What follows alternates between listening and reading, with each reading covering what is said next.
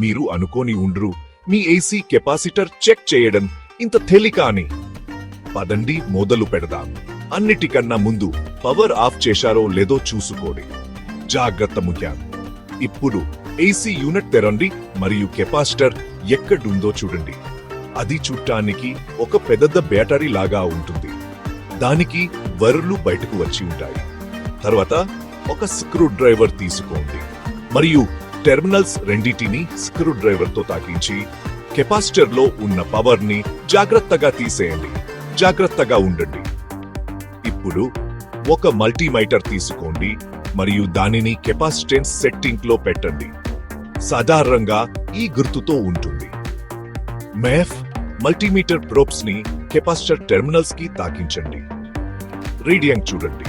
Capacitor పై రాసి ఉన్న range లో రీడింగ్ ఉంటే అది సరిగ్గా ఉన్నట్లే, లేకపోతే దాన్ని మార్చాలి. అంతే. చూశారా? మీ ఏసీ కెపాసిటర్ చెక్ చేయడం చాలా తేలిక. చూసినందుకు ధన్యవాదాలు మరియు చల్లగా ఉండండి.